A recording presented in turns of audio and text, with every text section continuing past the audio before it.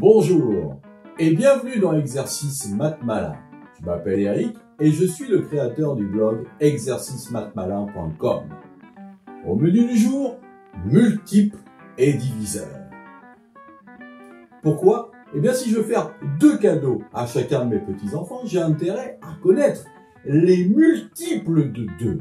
Et à l'inverse, avec les diviseurs, me demander combien je pourrais faire de cadeaux avec l'argent que j'ai, sachant que le reste doit être 0 pour ne pas faire de jaloux, bien sûr. En premier, nous verrons donc définition d'un multiple et d'un diviseur. En deuxième, critères de divisibilité. Et en troisième, les nombres premiers. Premièrement, définition. Alors, qu'est-ce que c'est qu'un multiple? Eh bien, le multiple d'un nombre entier, que l'on appellera n comme nombre, est le résultat de la multiplication de ce nombre n par un autre nombre entier. Exemple, 21 égale 3 fois 7. Ça veut simplement dire que 21 est le multiple de 3. Mais il est aussi le multiple de 7. Et comme la multiplication est l'inverse de la division, on va maintenant parler de diviseur. Le diviseur. Alors le diviseur a deux significations. La première que vous connaissez, c'est un nombre qui divise un autre nombre. Mais sa deuxième signification, qui bien sûr est liée au multiple, c'est le nombre entier qui divise un autre nombre entier dans une division où le reste est 0. Exemple, reprenons 21 égale 3 fois 7. Donc, 21 divisé par 3 est égal à 7, puisque la division est l'inverse de la multiplication. Et qu'est-ce que ça nous dit, ça? Ça nous dit que 3 est un diviseur de 21, qui est son multiple. Mais 7 aussi, puisque 21 divisé par 7 est égal à 3. Ceci nous amène à faire 4 remarques. La première, tout nombre entier est un multiple de 1. Exemple, 14 égale 1 fois 14. Deuxième remarque, 1 est donc le diviseur de tout nombre entier. Bien sûr. Exemple, 14 divisé par 1 égale 14. Mais tout nombre entier est donc un multiple et un diviseur, sauf 0, car je rappelle, une aparté, on ne peut pas diviser par 0. C'est impossible. Donc, est un multiple et un diviseur de lui-même. Exemple, 14 est égal à 14 fois 1, et 14 divisé par 14 est égal à 1. On en vient donc à parler de 0, qui est un multiple de tout nombre entier. Exemple, 0 est égal à 1999 fois 0, ou 2 millions fois 0, etc., etc. Deuxièmement, critères de divisibilité.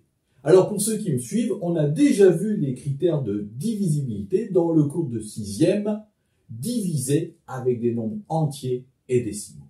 Mais on les revoit quand même en 5e. Alors, un nombre entier est divisible par 2 si son dernier chiffre est 0, 2, 4, 6 ou 8, c'est-à-dire un nombre pair. 5, il est divisible par 5 si son dernier chiffre est 0 ou 5. Il est divisible par 10 si son dernier chiffre est 0. Il est divisible par 4 si ces deux derniers chiffres forment un nombre divisible par 4. Alors là, je peux vous dire, vous avez intérêt à connaître votre table de multiplication de 4 par cœur. Il est divisible par 3 si la somme de ces chiffres est divisible par 3. De même pour 9, un nombre entier sera divisible par 9 si la somme de ces chiffres est divisible par 9. Et si la somme de ces chiffres est divisible par 9, forcément, il sera aussi divisible par 3, puisque 3 fois 3 égale 9, ou 9 divisé par 3 égale 3. Mais, pas le contraire. 3 n'est pas divisible par 9. Alors, pour savoir si vous êtes un as de la divisibilité, je ne saurais trop vous recommander les exercices malins qui se trouvent sous cette vidéo, qui porteront, entre autres, sur les critères de divisibilité. Troisièmement, les nombres premiers. Alors, qu'est-ce que c'est qu'un nombre premier? Eh bien, un nombre premier est un nombre entier qui n'a pas de diviseur. C'est tout simple. À part 1 et lui-même, bien sûr. Hein. Prenons comme exemple 12 et 19. Alors 12, il a beaucoup de diviseurs. Il a déjà 2 puisque c'est un nombre pair. 12 divisé par 2 est égal à 6.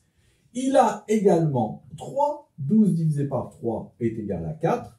Et forcément, il a également 4. 12 divisé par 4 égale 3. Et de la même façon, il a également 6.